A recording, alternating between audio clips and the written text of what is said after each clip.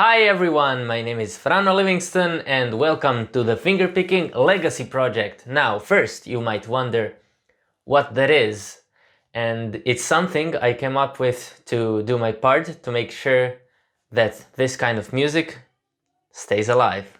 I always say that us younger guys should stick together and support each other's arts, and one way to do it is by learning each other's songs, because it's amazing to see how the influence of same people can turn out so different in the individual styles of the younger guitar players. One of my favorite people to hear play is Joe Robinson. He has one of the cleanest tones you'll ever hear. He has beautiful musical ideas and he has this great sense for ornamentation. He can really tastefully decorate the melody in a way that sounds so great. He is a guy from Australia, but I had the opportunity to meet him in Nashville at the Chet Atkins Appreciation Society convention, and I thought, where can you hear better playing than this? I also had a great talk with my hero Tommy Emmanuel about the great guitar players of the past and today, so let's hear what he says. Then along comes a young boy named Joe Robinson from Australia. I'll never forget. I got a phone call many years ago from my darling brother, Phil. And he says, hello, idiot. He used to call me idiot. Hey, idiot. He said, have you heard Smokin' Joe Robinson? And I said, no. And he said, he's going to come over there and kick your ass. And boy, was he right. Yeah. Joe's incredible, And I love where Joe has taken the style into his own thing. Yeah, his arrangements, for example, are really fascinating to me, because somehow it doesn't seem like he's playing a lot of notes at once, but he fills it in. For example, one of my favorite compositions of, arrangements of his to play is Misty, and I had to learn that, and he starts like... Wonder where he got that from. Yeah. And the main part is like only the melody and the walking bass, but it somehow seems that there are chords in there, and I don't know how he did that.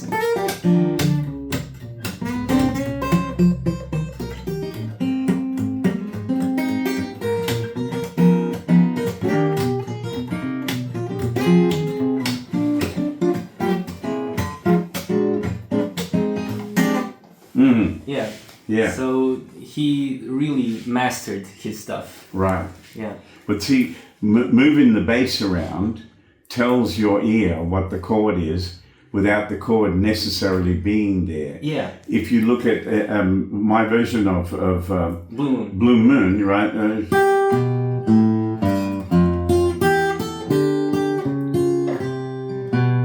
Yeah, that's where he got it from. No. See?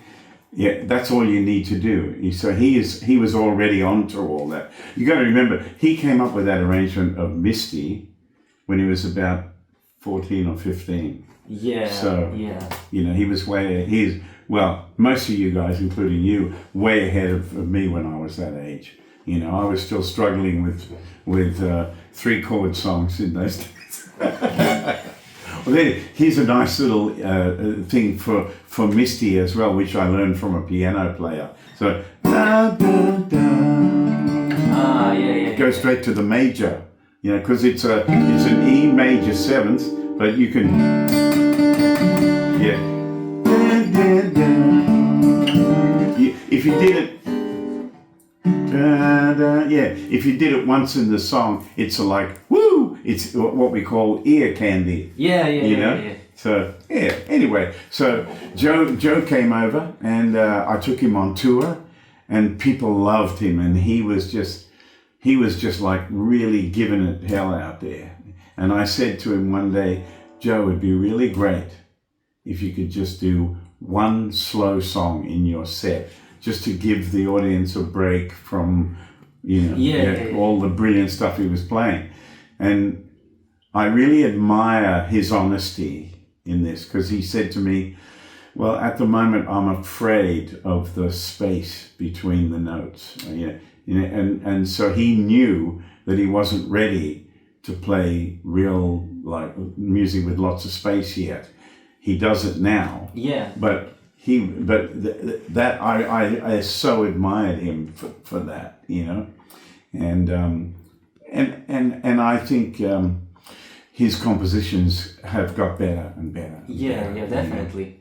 Now, this is what the Fingerpicking Legacy Project is all about. And if you ever have the opportunity to see Joe live, don't miss it. It's an experience that you will never forget. And one unforgettable experience for me with Joe was jamming with him at Cass. Now we get to my favorite part, which is actually playing the song. And I've listened to a lot of Joe's songs, and I chose this one specifically because the intro got stuck in my head for a long while and I couldn't rest until I learned it. It's a bit different, it's a bit slower and gentler than most of Joe's songs, but it is an outlier. You can actually request for me to learn any of Joe's or other songs on my Patreon, which that's a little Patreon plug for you.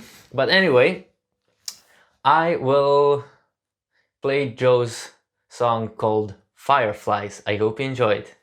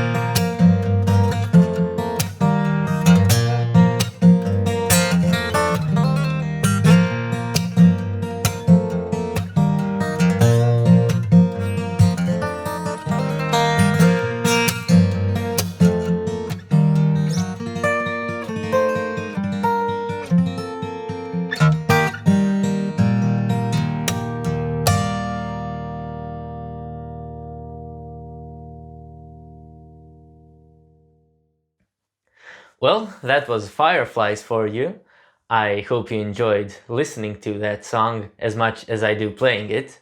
And to support the Fingerpicking Legacy Project, all you need to do is like and share this video, smash that subscribe button, and for something a little extra, you can join me on my Patreon page where you can make a request and I will learn any of Joe's or any other great fingerpicking masters songs of your choice, and I will record my learning and thought process. That would be all for today. I hope you enjoyed this video and remember to always keep it real.